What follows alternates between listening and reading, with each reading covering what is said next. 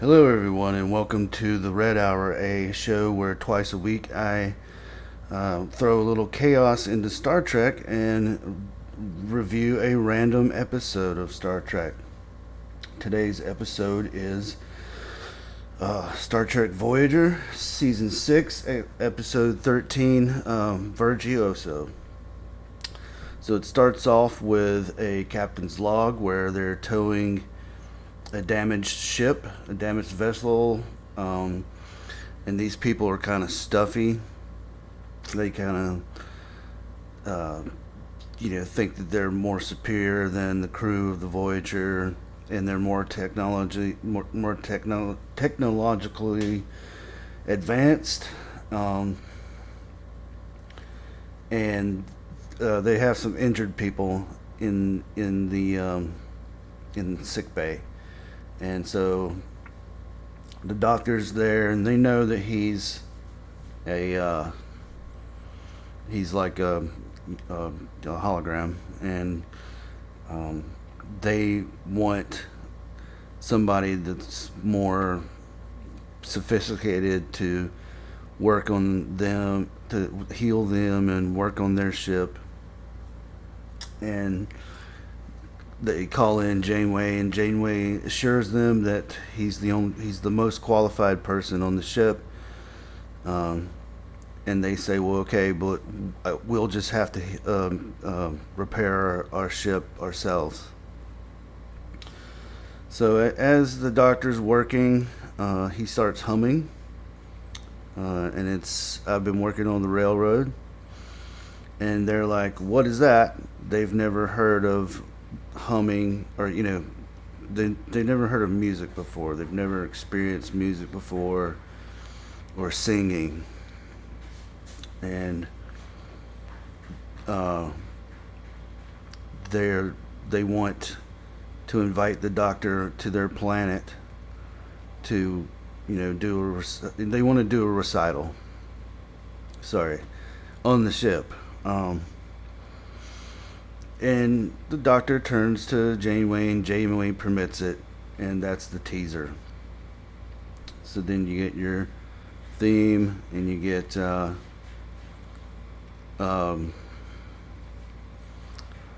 credits. So anyway, back on the ship, the doctor's doing his little recital, and he sings Someone's in the Kitchen with Dinah, which is old. If you ever heard of that one, if you haven't heard of that, that's an old turn of the 19th century, so early 1900s, late 1800s. Old folk song, and American folk song, and so yeah, it's they've never heard of music, and they're very scientifically based culture, and the doctor, they try to figure out, like, if music is like mathematically, equate, can you use math to figure out music? And in real life we do use math. It is somewhat mathematical, and I've always said, and I've always had the belief that music is like a universal language, and that through math you could discover it. Like if you went to another planet and you had like a mathematical layout of a song, that the other civilization would be able to understand it and recite it and record it and stuff like that. And I even had an idea the other day, before I even watched this, which I've seen this episode before, but I even had the other day, because on Strange New Worlds, they did a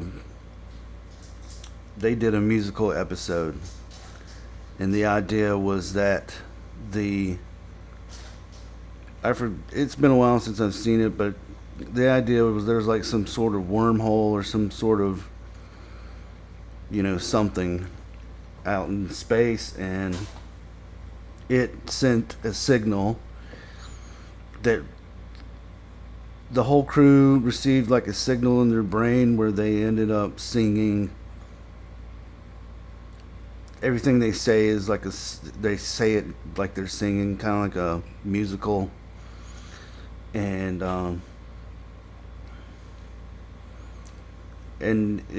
people complain about that episode, and we've seen lately people complaining about the teaser trailer for uh, for Starfleet Academy, which rightfully so. And people that there was a teaser for season 4 of Strange New Worlds where they're Muppets, and I think they're right to complain about that. Uh, I'm I have problems with it too, but uh, I guess I'm a wait and see kind of guy. Like, say your complaints. Obviously, how would the crew be turned into Muppets unless it was Q or some godlike being doing that? Because Muppets are not real people. They have to be controlled by other people. I can't believe I'm actually having to explain that, but that's the state that we're in right now. Um, so I lost my place completely. I'm sorry. Yeah, so they don't understand music, and they in math. So I had an idea about math. My idea was more like, what if, the console on the bridge, like the navigation or the science console, received a number of musical notes, and that had to be translated into language. So through numbers and stuff, that would translate into language, and then the language is, maybe it's even English. Kind of like Scotty. Maybe there's somebody trapped somewhere, and they, for some reason, they have to use the musical notes that translates into numbers, which translates into English, and it's basically like a cry out for like rescue, and then the story goes from there. I didn't really think any further than that, but I just thought, what if that was that? It was just a passing idea that I had while I was trying to go back to sleep the other day. It had nothing to do with this episode or watching this episode. It had nothing to do with those teasers. It was just a thought. But anyway, Doctor goes on to explain that yes, there's mathematical parts of music, but it's mostly just artistic, and it's expressing yourself when maybe you can't, or maybe you think music is a better way to express yourself. Now, if you've seen my channel, or if you even look behind me, that the other direction, over there, you can see I have a guitar, and I play guitar, and I've been playing guitar for over 25 years now. And before that, I played drums in high school, and I had a band, and I was also always musically inclined, and my dad was a musician too. Wasn't not professionally, but he had a band in high school. He played saxophone, he played guitar. That is his guitar. And when I was growing up, I wasn't really good at expressing music or expressing my feelings. And even in my 20s, I had was in relationships and had, in high school had relationships. And when those, in high school, when that relationship ended, it was easier for me to just sit down and write a song, and you think about things like that, like Guns N' Roses, Axl Rose got divorced and wrote one of the best songs ever, November Rain. And Don't Cry and Estranged. And it's probably easier for him to write that song and express those emotions. And I'm sure he did a lot of drugs too, and probably, who knows, banged a bunch of random chicks, but it was probably easier for him to deal with those emotions by writing a song. And I'm the same way, I write a song, sometimes I'll sit down and I don't have anything in mind, and I start strumming my guitar, and the muse hits, and the muse is real. Like, I'm telling you, whether it's a supernatural phenomenon or just something in our brains, it's real. And because I've experienced it. You will, like, all of a sudden something clicks, and and the lyrics just, it feels like the lyrics are just being fed to you from, outer space or whatever into your brain, and it just clicks.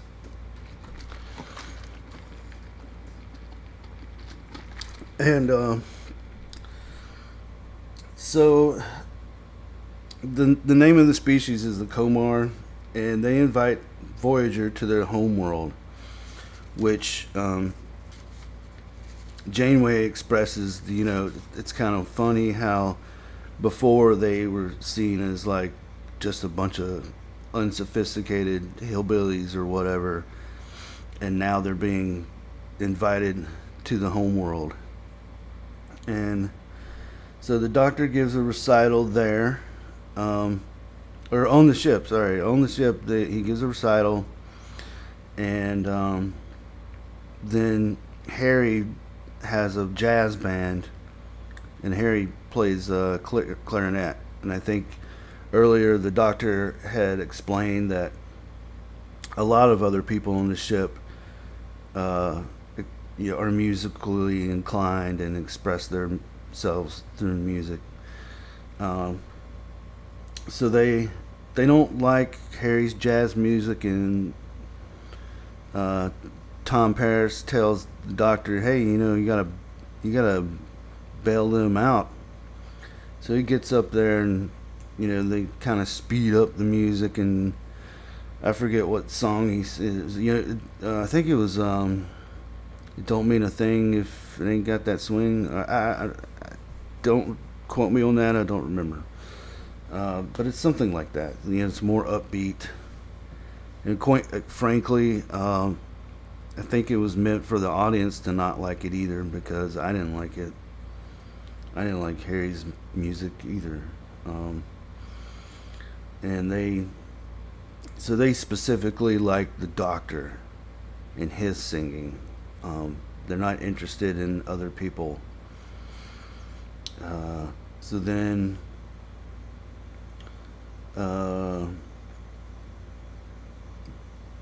so the doctor, has fans. He has people that are coming up to him and want to talk to him and stuff like that. And then that's when they want the doctor to perform on the planet. So they're, he wants to build like an auditorium, and they agree, and the doctor tries to give them, the designs for the auditorium, which is based on a Earth auditorium. I think it was like a Greek one or maybe Roman. I'm not sure. And then the doctor asks Torres. He wants help with like his wardrobe design, and she says, I'm an engineer. I almost said it. I'm a doctor. I'm an engineer, not a costume designer. So this is, of course, a play on Dr. McCoy in the original series. You know, I'm a doctor, not a bricklayer. You know, you can find a compilation video of him saying things like that, and then later on in D Space Nine, I think Bashir says, "I'm a doctor, not a something something," a couple times, and then in Voyager, they say it quite a bit. Like, I think it might have been even more than Bones did it in the original series. So they carried on that tradition. I don't remember if they've done it in Discovery or Strange New Worlds. They might have. Or if they've done it in Lower Decks or Prodigy. I can't remember. I feel like they did at least once. I kind of wish they would carry on that tradition. You know, that's a classic. You know, it's okay to carry on certain traditions, you know, without straight up copying them. So basically, he wants to use the mobile emitter to have rapid wardrobe changes. So that's why he needs B'Elanna's help. So when he does his performance on the planet, gets a standing ovation, and then back on the ship, Seven, the red alert goes off, and Janeway's like, "Who ordered the red alert? I didn't order that." And then she gets a call from Seven, and Seven ordered the red alert. So she goes to Astrometrics and the Astrometrics lab, and turns out the doctor was just getting a bunch of fan mail. So Seven and Janeway are having a little discussion about fans and why they want to know, you know, the doctor's personal details and stuff like that. And Seven says it's derivative of the word fanatic, and gives the explanation for what a fanatic is. And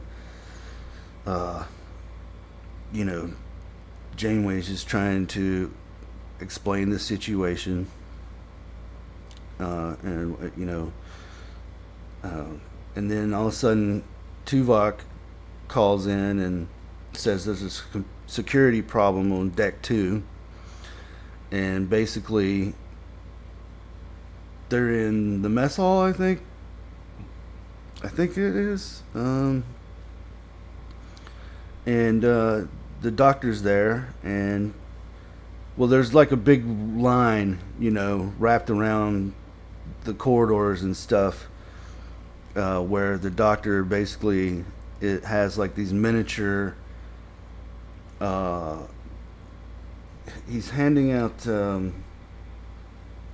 like miniature replicas of himself singing. So basically, you know, signing autographs, so to speak. And I almost had to go for my glasses there, but I got it. So then Janeway comes in, and this is the funniest part, in my opinion, the funniest part of the episode. Looks like there's some people out in the chat. Let's see what's going on.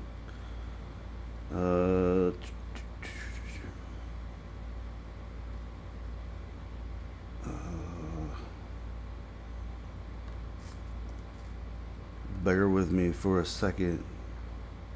I don't have my channel keyed in right now.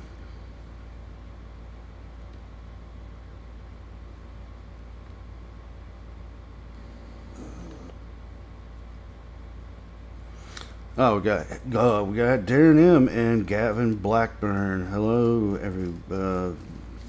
the two of y'all, and hello to anybody else who's just kind of lurking. If you are, I don't know.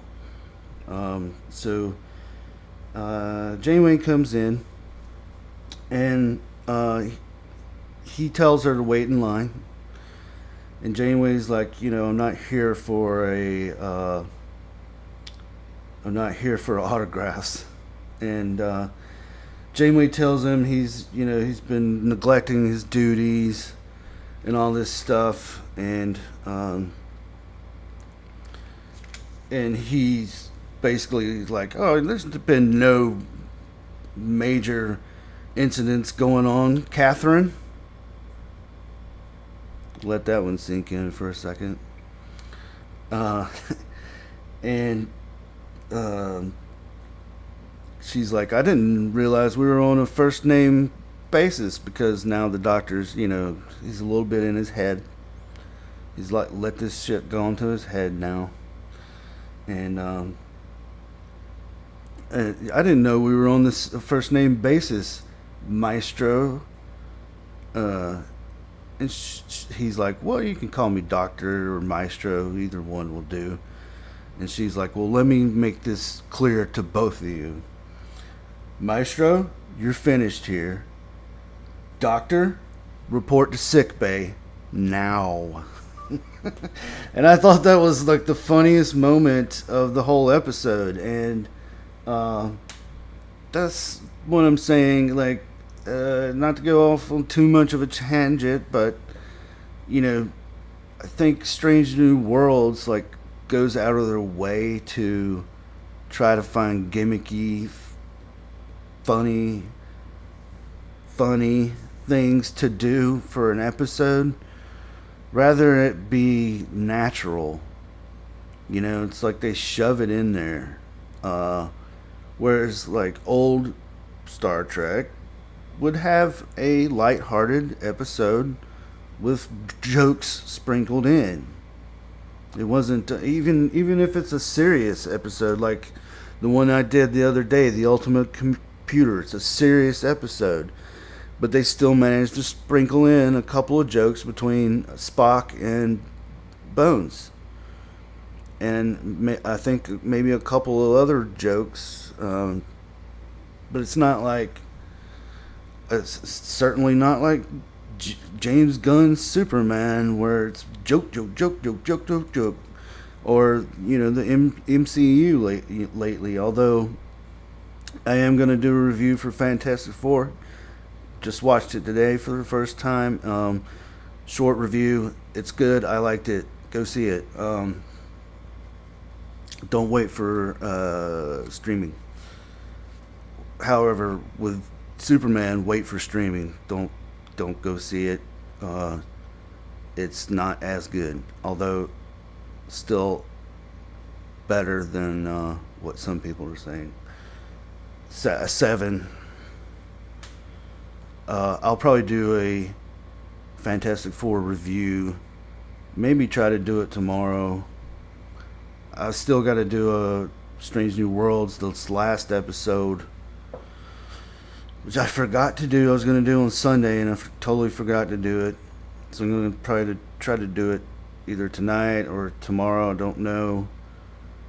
Plus the newest episode comes out tomorrow, so I got to do that too. So I'm like a little behind.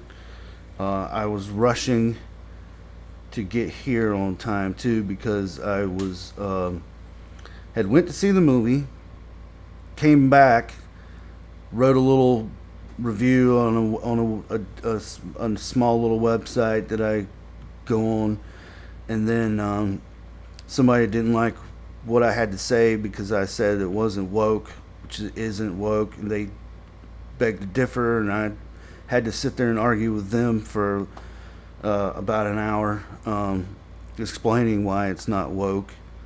Um, Fantastic Four is Superman is not woke either. Some people nitpick, and I think some people just want it to be this. I'm going to say what I'm going to say. I'm going to say my opinion, whether you agree with me or not. I mean, and there's people, even Gary Neurotic said it wasn't woke. Okay, so if he's saying that, you can bet that it's probably not. Anyway, back to the. Sorry for the rant, but that's what happens here sometimes. Because I have thoughts and thoughts and more thoughts. And this is my show, so I'm gonna say what I want to say. Um, so that was funny. That was a funny moment. So then he goes back to sick bay, and there's these two women there that are they're faking injuries so they can be close to the doctor, and he kind of like backs off because now he's taking his duties seriously, and he says he's going to call security if they don't leave, and they don't leave. They're throwing themselves at him. So then he turns off his, deactivates himself. And then back on the planet, so at the beginning of the episode, there's this one particular scientist lady that he's befriending. And she creates a song, her own song, for the first time, and shows it to the doctor because he's hiding out there at this point because he's trying to get away from all these fans and shit. And he's she hands him the song, and it's like really complicated and really sort of mathematically like beyond his capabilities. And he's like, I don't know if I can sing this. And she's trying to convince him to stay, and he's like, what, why can't you stay and just stay with me, and those people on your ship don't appreciate your abilities, and all this stuff, and basically makes it seem like she's in love with him. So he goes to the captain and resigns, puts in his resignation. And the captain's like, she's pissed. She's pissed off about this because they need a doctor first and foremost, and he has duties to perform regardless of of his feelings. And and they're arguing, and he's basically like, if Harry Kim were to fall in love and asked to leave the ship, you would grant him that. And I say, no, doctor. Do you not remember the time when Harry was in love with some chick and she prevented it? Maybe that was in a later season, I don't know. But and he's accusing her of like, you just see me as like a piece of equipment. And she's like, no, I didn't mean it like that. You also have friends that care about you. You're not just a piece of equipment. You are our friend, and we don't want you to leave. We've come to, you're not, you've gone beyond your programming, and I've given you a lot of leeway and stuff.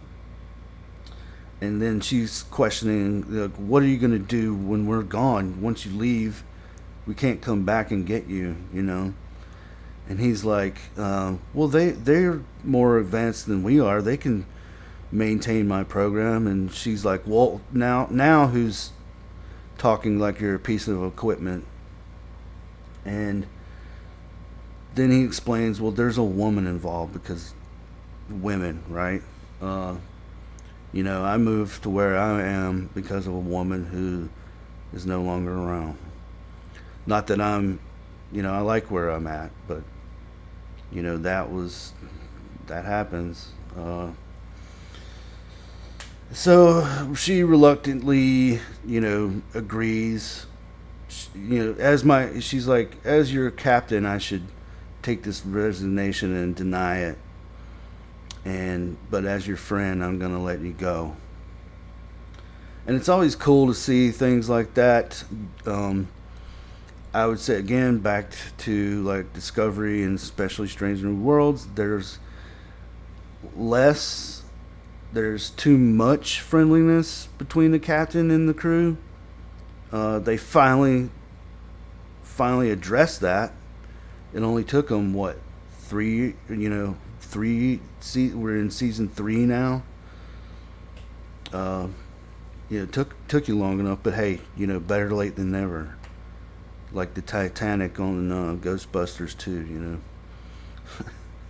Oh, sorry. Every time I say better late than never, that's the first thing that comes to mind is that joke from Ghostbusters 2 where Cheech is there, and then and it's like the ghost ship shows up. So back in sickbay, Tom Paris is there, and he's like, the doctor's like giving Tom some last minute instructions. Tells don't let the captain fool you. Don't let her exams pass by, and because she always finds an excuse to get out of them. And that's a reoccurring theme in Star Trek. The captain doesn't want to have an exam, so the captain's not taking off duty for some reason. I think that's happened in pretty much every series in one way or another. Then he goes to the cargo bay and visits Seven, and she's like ignoring him. She's like scanning something and pissed off. She's pissed off too, and doesn't want to really hear what he has to say. They get into an argument, and then he walks away, and they kind of pan to her face. You can tell she's actually, he doesn't want him to leave, but Seven's a hothead. I don't know who's more of a hothead, Torres, B'Elanna, or Seven. I think B'Elanna, just because she's Klingon, or part Klingon. But B'Elanna should know better because she's a grown adult. Where Seven, yes, she's a grown adult, but she's basically a teenager in her mind, because she was a kid when she was abducted by the Borg. Anyway, so while him and Seven are talking, that scientist lady sends a message to him, wants to show him something. So he goes back down to the planet, and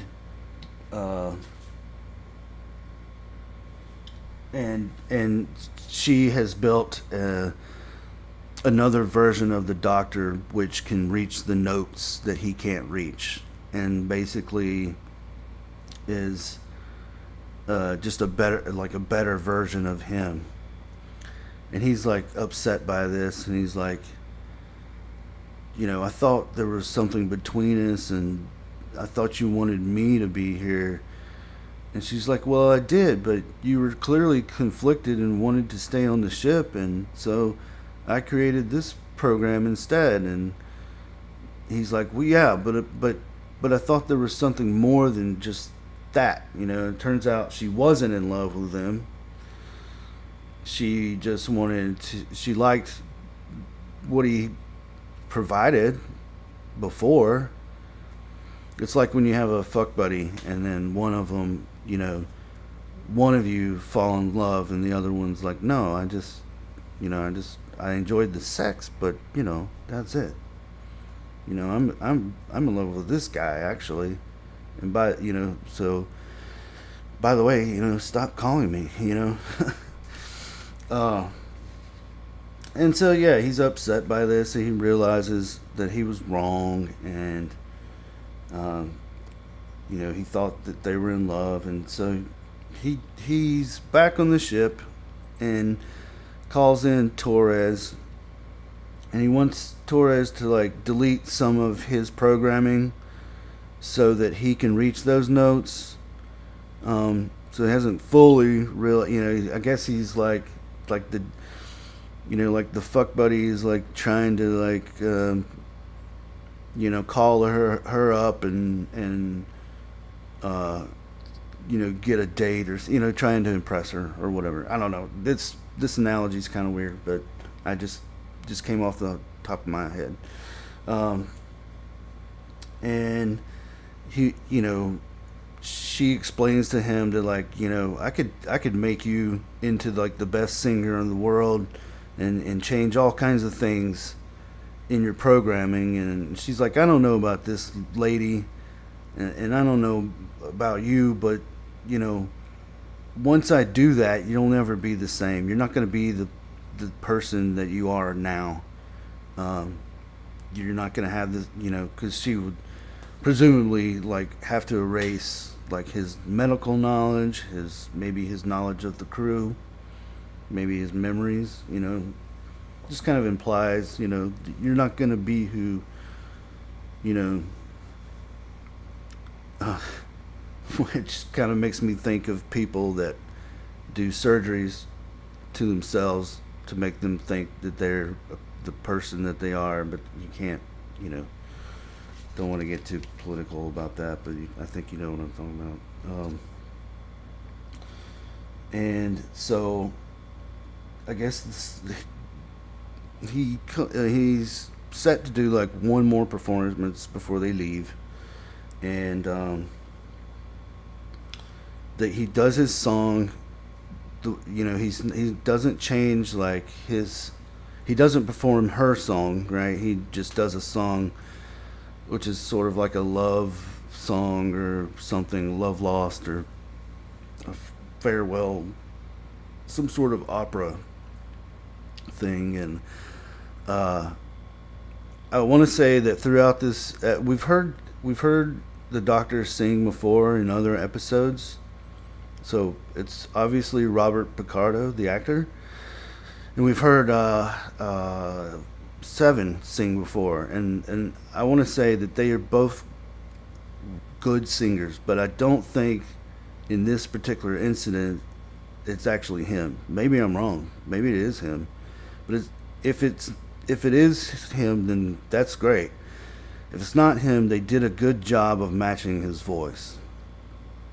Um, and there's another episode, like I said, where Seven sings. There's a couple of episodes where Seven sings, and she's really good. And I really wish they would have exploited that when doing Picard, but they didn't because they were more agenda driven than story driven and character driven. Uh, so they're all watching it, and the Voyager crew is there too. And you can see that everybody's kind of like, they have this look on their face like, what is this shit, Um, and then you see Janeway, and she's starting to tear up, and the Voyager crew is like impressed by it because they're truly their friend, his friend, you know. They're impressed, and then the other people are kind of, they're just like, they give a polite clap, but they're not impressed by it. So then the other copy of the Doctor comes out and does the song, and they give a standing ovation, and the Voyager crew is like, what is this crap, so then the Doctor comes to visit Janeway, and he wants to be reinstated. And she's like, oh, you've got your tail tucked between your legs, And Janeway has a good way of like making people feel like shit when they should be feeling like shit. To kind of like not rub it in, but kind of like a scolding, like a mother, kind of. And I noticed that earlier when he was trying to put in his resignation. It's kind of like when you're talking to your mom about a girl that she knows is not right for you, but you want to date her anyway, and she's like, what are you doing? You're throwing your life away for this girl. I guess I'm revealing a few things about myself today. But I've had that situation. I've been in that situation where, I wanted to date this girl, and my mom knew that she was bad news, but I wanted to date her anyway. And you're trying to rationalize it when it's when in reality it's wrong, and you should have just listened to your mom in the first fucking place. But that I was talking to my aunt one time. That could be a country song for me. Is I should have just listened to Mama, or there is a country song. It's Merle Haggard, "Mama Tried," but this would be more like specific to my life. So she tells him to resume his normal duties, and then so he's back in the sick bay, and Seven walks in, and she's got a pad or a little note, a thing, and he's like, "What is that?" And she's like, "Well, it's a fan mail." And he's like, "Well, I've had enough of fan mail. I don't want to read it." And she's like, "Well, I'll read it, and I'll read it to you." Basically saying, she appreciates his music and his friendship and da da da da. And he's like, "Well, who's it by? Who signed it?" And she says it's signed 7 and 9, tertiary, junction of whatever that, I forget, Unimatrix 1. And I thought that was a nice little, bow tie at the end of the episode. But so I gave this episode an 8 out of 10.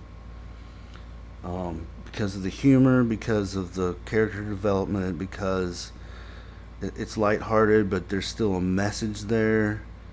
A friendship message.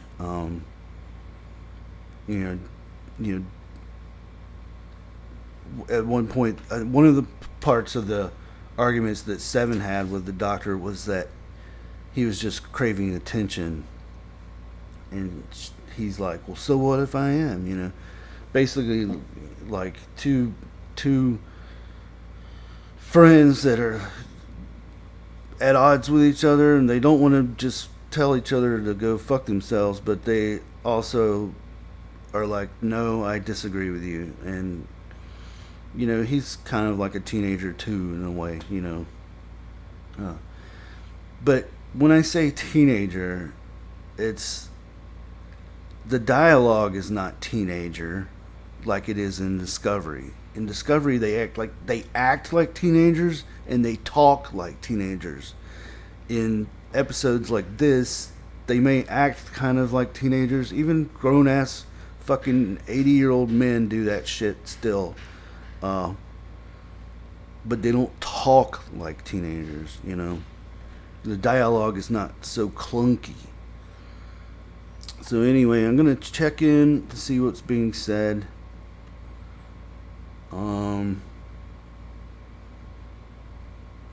Telling Janeway to wait in line was hilarious. Yeah, it was. Yep, Strange New Worlds comedy is too forced. not diegetic. Yep, yep, exactly, Gavin. Uh, Darren M, because I know Dead Man does not like to do this piece of YouTube stuff. Okay, yeah. So, for those now and in the future. So then he goes on, so he doesn't have to. What? Because I know Dead Man does not like to do this piece of YouTube stuff for those now and in the future. So here it goes. So he doesn't have to. Okay. Yeah, hit the like and share video. Please subscribe. Okay, thank you, Darren M. I will hit the like. I'll hit the like on my own video. How about that? Now, let's get to the portion of the night where fate intervenes in my plans and decides what the next episode is.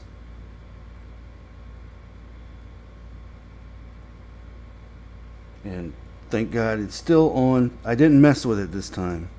I didn't actually press the button this time. So let's hit the randomizer button.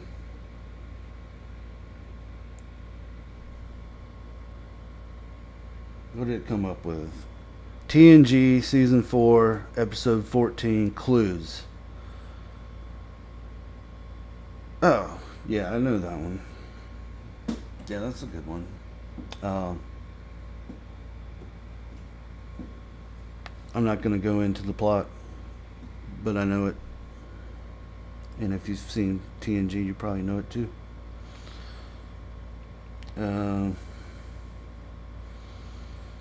So yeah, I think that's gonna be about it. Well, we'll stick around in the chat for a second, let the chat kind of catch up a little bit,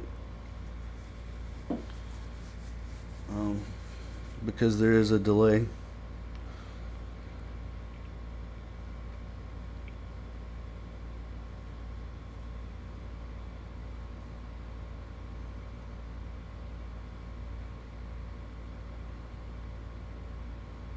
Yep, the one where they all get knocked out and forget who they are, and Data is forced to lie. So I'll be back. Well, what time is it? So I'm going to take a little bit of a break and then go into the Strange New Worlds episode, the third episode. If you guys want to come back in, say, 10 minutes, I'm going to start at 9 and do that one. And then I'll be back again on Sunday to do Clues. And somewhere in between, I'll try to get the Fantastic Four review out. I don't know when. It'll be live, but you'll just if you're interested in it, just check back on the there'll be a Dear God, not Strange New Worlds. Well, I actually liked the episode, because they did away with the crap and just had a straight up like monster of the week like type of episode. So I'll take that. I'll take it, instead of the crap. But it's not going to get people back. They've lost a huge chunk of the audience, unfortunately. All right, so I'll be back at 9 if you want to come back. But I'm going to take a short little break. Have a good night. Thanks for everybody stopping by. Darren M, Gavin Blackburn, anybody that's lurking, anybody that sees this video in the future. I'm the Dead Man, and I'll be back for Red Hour on Sunday, 8 p.m. Eastern.